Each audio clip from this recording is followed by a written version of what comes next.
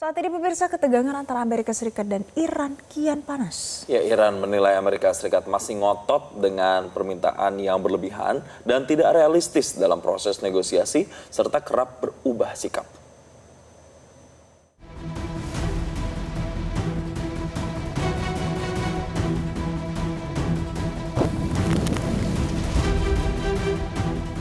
Ketegangan antara Amerika Serikat dan Iran kembali memanas usai Presiden Donald Trump menolak mentah-mentah proposal perdamaian terbaru dari Teheran. Trump menilai proposal tersebut sebagai usaha yang bodoh dan mengklaim bahwa militer Amerika Serikat kini berada di ambang kemenangan total. But it's a very simple plan. Iran cannot have a nuclear weapon, and they won't have a nuclear weapon, and they didn't want to go that far. If you can believe it, they didn't. How stupid. Are they stupid people? They didn't want to believe it. They think that, well, I'll get tired of this, or I'll get bored, or I'll have some pressure. But there's no pressure. There's no pressure at all. We're going to have a complete victory. We've already, in theory, had a complete victory from the military standpoint. The military, look, their Navy is dead. They have 150. They had 159 ships. Right now they have 0, other than the little speedboats that go around that got taken out 8 a day by us.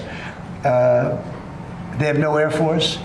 They have no anti-aircraft. Now they probably put the shoulder jobs into service over the last 3 weeks, probably. Sebelumnya Iran juga menyatakan penolakan terhadap proposal AS melalui mediator Pakistan yang menyoroti hak-hak dasar rakyat Iran.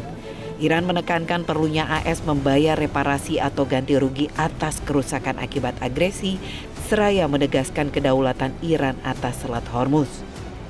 Iran mencatat bahwa setiap rencana untuk mengakhiri agresi AS Zionis Israel juga harus sekaligus mengakhiri sanksi AS dan melepas aset dan properti negara Iran yang dibekukan. Iran menegaskan semua diskusi harus difokuskan secara ketat pada pengakhiran agresi dan tidak boleh mencakup masalah nuklir. Presiden Iran Masoud Pezeshkian menegaskan jika negaranya tidak akan tunduk pada tekanan, juga ancaman atau intimidasi asing, khususnya yang datang dari Amerika Serikat terkait program nuklir dan kedaulatan negara. Pezeshkian menyatakan jika dunia benar-benar menjunjung keadilan, maka Iran seharusnya diperlakukan sesuai aturan hukum internasional.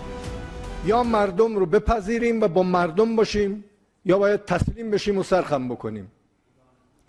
ما با مردم میمانیم و سرخم نمیکنیم. چیزی از این دنیا نمیخوایم. ما چیزی از این آمریکا، ما حق قانونی که در چارچوب‌های قوانین بین المللی رو میخوایم. هیچی خارج از اون نمیخوایم عمل کنیم. دنیا راست میگه با ما بر اساس قوانین بین المللی برخورد بکنیم. Sejauh ini Iran menilai Amerika Serikat masih ngotot dengan permintaan yang berlebihan dan tidak realistis dalam proses negosiasi serta kerap berubah sikap. Meski jalur diplomasi masih dibuka, situasi antara Amerika Serikat dengan Iran tetap berada dalam kondisi sensitif. Dunia kini menanti apakah perundingan akhirnya akan benar-benar membawa perdamaian atau justru memicu eskalasi konflik yang lebih besar. Tim Liputan, Metro TV. Jadi pemirsa, lantas bagaimana situasi Iran di tengah ketegangan proses negosiasi yang belum juga berhasil? Kita akan bahas pagi ini bersama warga negara Indonesia di Iran. Ada Ismail Amin dan juga ada pakar Timur Tengah Nasir Tamarat. Sudah tersambung bersama kami. Selamat pagi waktu Indonesia, Mas Ismail. Selamat pagi, Pak Nasir. Selamat pagi. Nah, selamat pagi Mbak Valen, waktu Iran. Pagi. Saya mau ke Mas Ismail terlebih dahulu. Mas Ismail, jadi terkini bagaimana kondisi di tempat Anda menetap saat ini? Apakah ada peningkatan ketegangan di sana? Ya Mbak Valen, situasi di sini alhamdulillah masih relatif stabil. Tidak ada tampak ketegangan sama sekali karena memang sebenarnya masyarakat Iran itu ingin melanjutkan perang. Mereka sejak awal menolak adanya negosiasi perundingan karena tahu bahwa dan punya pengalaman panjang bahwa Amerika Serikat itu tidak pernah mau mematuhi atau menaati apa yang telah ditetapkan dalam kesepakatan. Bahkan 2 perang terakhir yang dipaksakan terhadap Iran ini justru berlangsung, digencarkan oleh Amerika Serikat itu pada saat perundingan tengah berlangsung.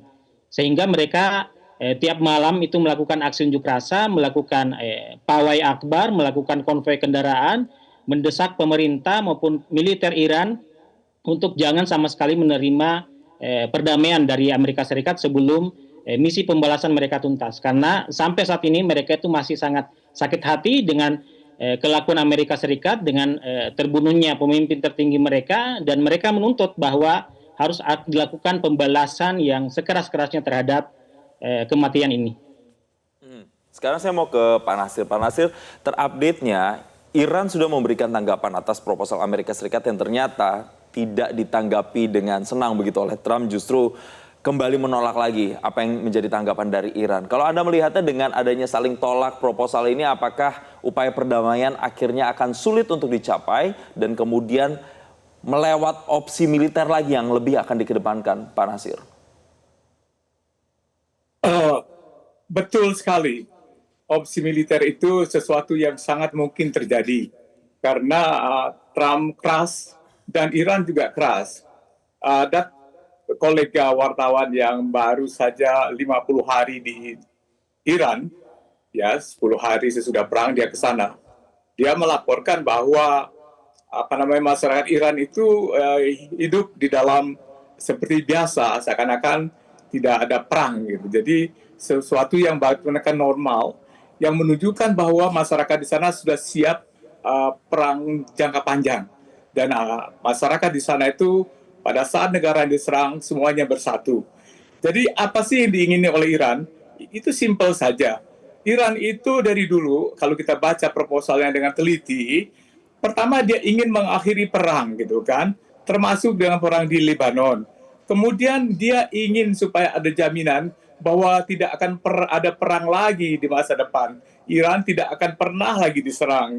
Kemudian juga masalah Hormuz. Dia bersedia untuk membuka Hormuz dan berunding soal itu. Kemudian dia meminta supaya kekuatan bersenjata Amerika Serikat keluar dari Iran dan dari seluruh negara-negara yang diduduki yang menjadi ancaman bagi Amerika Serikat. Lalu apalagi mereka ingin supaya dikembalikan harta Iran yang disimpan di dalam bank-bank Amerika Serikat atau bank-bank negara lain yang tidak berani diberikan kembali kepada Iran karena diancam oleh Amerika.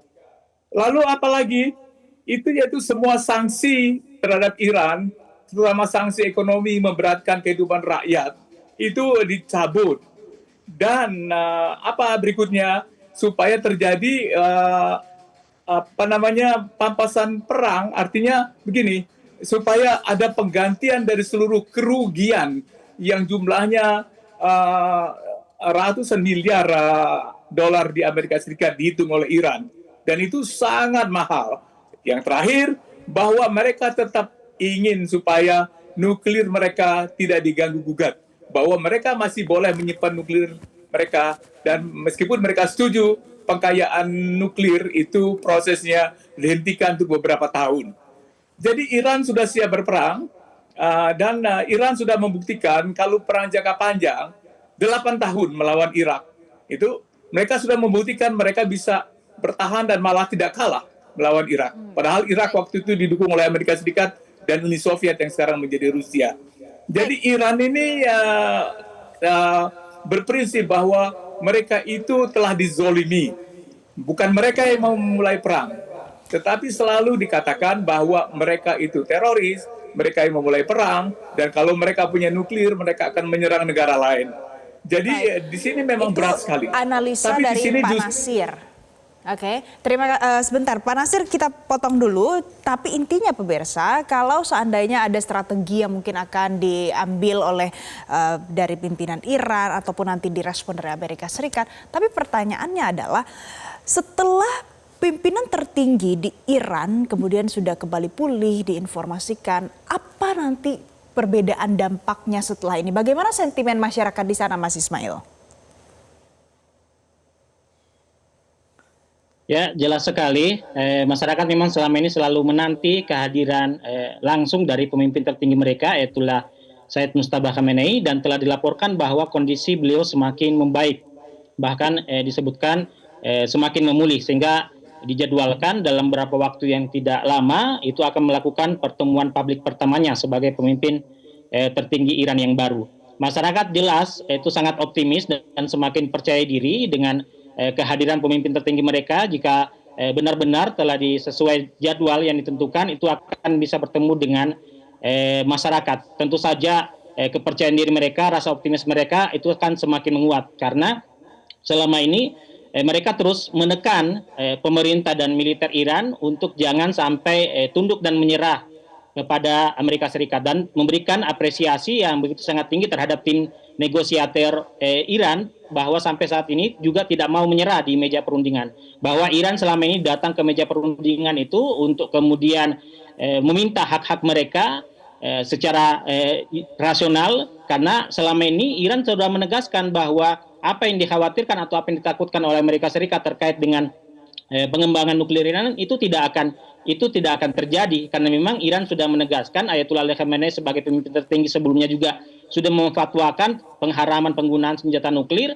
Kemudian Iran juga sudah menandatangani perjanjian NPT dan juga bersedia untuk diinspeksi, diawasi pengembangan nuklirnya oleh Badan Energi Atom Internasional. Sehingga kemudian sebenarnya tidak perlu ada kekhawatiran itu, sehingga agresi yang dilakukan oleh Amerika Serikat dengan alasan ingin mencegah nuklir Iran itu adalah agresi yang ilegal. Dan sampai saat ini apa yang dituntut oleh Iran itu adalah tuntutan yang menurut Iran adalah rasional dan berkaitan dengan hak-hak mereka. Nah, masyarakat juga masih terus memberikan dukungannya dengan melakukan aksi unjuk rasa setiap malam dari awal perang sampai malam tadi, itu terus melakukan aksi unjuk rasa tanpa ada jeda, tanpa ada henti, meskipun pada saat jeda perang itu masih tetap mereka lakukan, karena mereka menganggap bahwa sebagaimana yang pernah dikatakan oleh Ayatollah Ali Khamenei, bahwa yang menentukan menang tidaknya Iran atau bertahan tidaknya Iran adalah dukungan rakyat, dan dukungan rakyat ini masih terus ada sampai saat ini. Baik, Mas Ismail, sebelum saya ke Pak Nasir lagi, saya juga penasaran bagaimana sebenarnya kondisi terkait dengan pengetatan keamanan udara di sana. Karena kami dapat informasi ketika memang Iran mengklaim bahwa serangan terhadap pemimpin tertinggi di Iran itu dilakukan oleh AS dan Israel, kemudian Iran memperketat proses pengamanan udara di sana karena disinyalir ada indikasi serangan-serangan begitu yang terjadi di udara. Nah, sebenarnya situasinya seperti di sana tuh bagaimana, Mas Ismail? Ya, Iran memang, Mas Jason, itu juga memiliki sistem pertahanan udara, walaupun mungkin juga tidak sehebat sistem pertahanan udara Israel, namun setidaknya dari apa yang telah terjadi selama perang berlangsung itu masih tetap bekerja secara efektif, menjangkau, berhasil menghalau beberapa serangan-serangan, walaupun kemudian ya sebagaimana yang kita dapatkan banyak rumah sakit, banyak sekolah, banyak fasilitas sipil, dan bukan hanya fasilitas militer yang disasar oleh Amerika Serikat itu yang menjadi mendapatkan dampak dari serangan Amerika Serikat dan Israel. Tokoh-tokoh penting Iran bukan hanya dari pemimpin tertinggi tapi juga dari pemerintahan, tokoh politik maupun tokoh militer itu banyak yang menjadi korban dari serangan ini. Ini menunjukkan memang bahwa sistem pertahanan udara Iran ya tidak sebagaimana sistem pertahanan udara Israel, namun tidak juga sebagaimana yang sering digambarkan orang bahwa sistem pertahanan udara Iran sama sekali tidak bekerja. Kami di KUM itu juga sering melihat letusan-letusan atau ledakan-ledakan udara yang menunjukkan bahwa sistem pertahanan udara Iran bekerja. Pada malam hari kami ke Tehran, dalam perjalanan kami menuju ke Tehran, kami melihat ada ledakan di udara. Ini menunjukkan bahwa roket-roket yang ditembakkan dari jet-jet tempur Amerika Serikat dan Israel itu berhasil dihalau di udara. Sekali lagi, ini masyarakat Iran sendiri merespon serangan-serangan tersebut tidak dengan ketakutan dan kekhawatiran, karena kami melihat aktivitas mereka berjalan secara normal, sebagaimana biasa.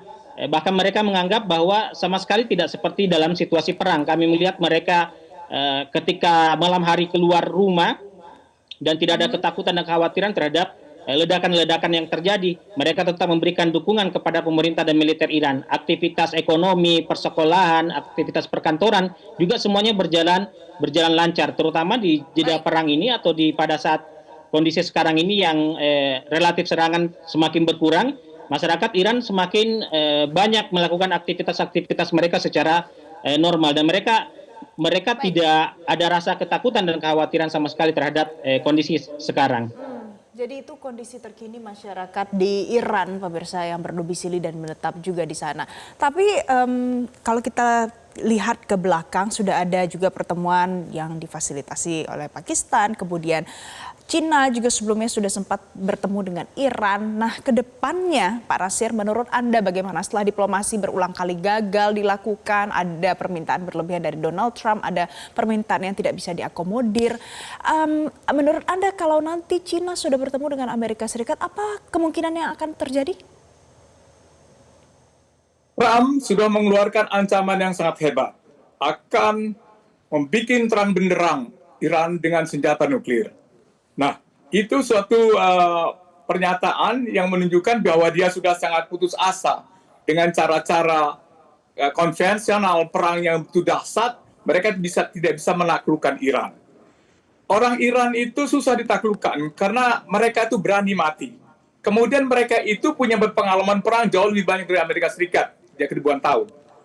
Pertemuan di Beijing ini menjadi sangat penting karena Beijing itu, Cina itu adalah sekutu dekat dengan Iran. Dia tergantung sekali dengan minyak dari Iran. Lebih dari 50% minyak yang diperlukan oleh Cina untuk menggerakkan ekonomi dan kehidupan rakyat sehari-hari itu datangnya dari Iran.